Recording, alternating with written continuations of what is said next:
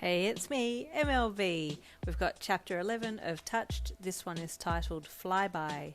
You could hear your mum and dad talking from where you stayed in your room, and you flip-flopped wildly between staying there and going out to actually apologise to your dad and make things right before he left. From the way he spoke, it sounded like you may never see him again, and you didn't know how you felt about that. Your whole life had revolved around him, and having him out of your life, not controlling you or keeping you in check, was both relieving and terrifying. You were finally going to have some freedom. Oh damn, that scared the absolute hell out of you. For the first time in your life, you could call your own shots. You could feel the excitement and fear constricting your airflow.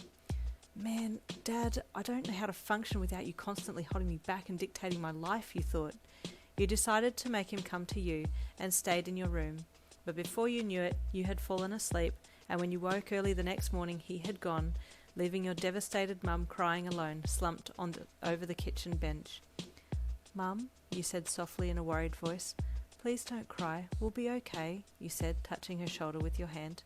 Instinctively, you went to use your quirk on her to calm her down, but then you stopped. "No, I can't use it. I'd be doing the exact same thing that Dad would do. What a hypocrite," you thought. You withdrew your hand, and your mum looked up at you, wiping her eyes. You didn't use your quirk on me. Why?" she asked.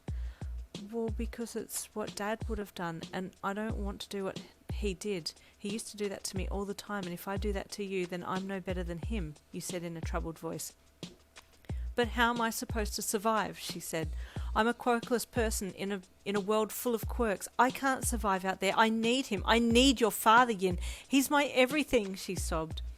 Oh my God, she's almost brainwashed. Stockholm Syndrome? This is worse than I thought. "Mum," you said sharply, "pull yourself together. It's going to be okay. We're going to be fine." "I need help," she sobbed. "I feel so terrible. Please, use your quirk on me, Yin." What the heck did Dad do to her? It's like she's addicted to his quirk. "No, Mum," you said softly. "I know you're stronger than this. You don't need a quirk to regulate your emotions." Yes, I do," she snapped. "Your dad gave me everything I needed. I was never wanting of anything. He kept me sane. He made me whole," she wailed. Whoa, who is this person? I don't even recognise her anymore. "Mum, it's okay. We just need to get out of this house and into an apartment and you'll feel much better, I promise." Your mum ignored you and stood up, pushing off the bench and going to her room. You pulled your phone out and started looking for an apartment immediately, somewhere inconspicuous, cheap, and away from anywhere that would bring back memories for your mum. For the next week, you searched the real estate sites like a mad woman, until finally you found a suitable place. "Mum, I found somewhere," you said excitedly as you pushed her bedroom door open. Wine bottles, takeaway containers, and tissues littered her room, and you wrinkled your nose at the smell as you entered.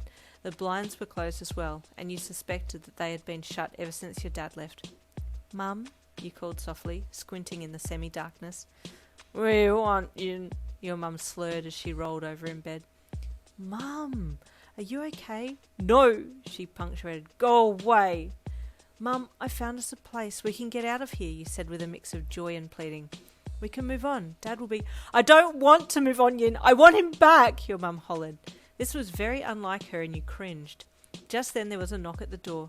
"Hang on, stay here," you said quickly as you spun around and walked to her bedroom door, looking out and down the hall.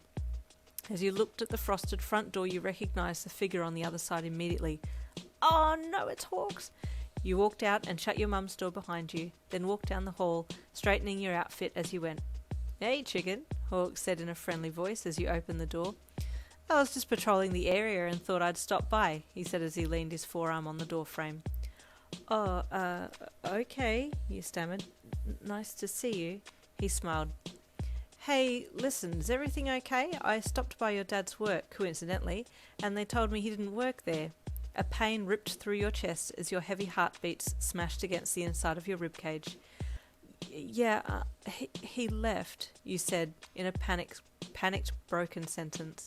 Hawks observed you for a second and then smiled reassuringly. "Okay, mind if I come in?" he asked. "Hawks, I'm sorry," you said, tears of fear of the unknown welling up in your eyes. "Now isn't a good time." "You okay?" he asked with concern as he reached out and touched your arm. Your bottom lip started to quiver. "No," you said in a shaky voice, "but please, I can handle myself. I think it's best if you go. I'm so sorry. I'll explain tomorrow, okay? Hawk's expression soft, and he nodded sadly. I'm only a call or text away if you need me, he said with a gentle smile as he stepped back and spread his wings. You call, and I'll be here at my signature top speed. You nodded and wiped a tear away. See you tomorrow, he said as he flicked his wings and shot up into the sky. You quickly stepped back inside and closed the door. We need to move ASAP. I need my mum back. I need to make up a story to tell Hawks. I just need to get myself together. You looked up the number of the agent who was overseeing the sale of the apartment and practiced what you were going to say to him 5 times over in your head before calling. The agent answered the phone with a friendly greeting and you panicked. Hello, I'm Yin, and I was wanting to look at the apartment you sale for have, you said, grimacing as you realised that nothing that you had said made any sense due to the panic at having to speak to someone. Pardon? The agent replied, confused. Oh, I'm sorry, you said. I'm interested in the apartment for sale on Suckma Street. Oh, yes, the one owned by Mr. Richards, he replied happily. Not a problem. When would you like to come and see it? He asked. I want to buy it, you replied hesitantly. Don't you want to inspect it first? He asked curiously.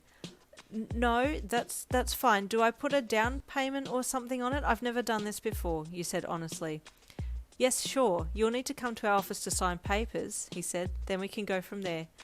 Okay, he replied. Thank you. Can I come tomorrow afternoon? Of course, Miss Yin. That won't be a problem. Just bring some ID with you, please. Okay, he said. Thank you, bye. And with that, you quickly hung up your phone. Oh my God, that was so stressful, you thought. And that's the end of chapter 11. Stay tuned for chapter 12 coming tomorrow.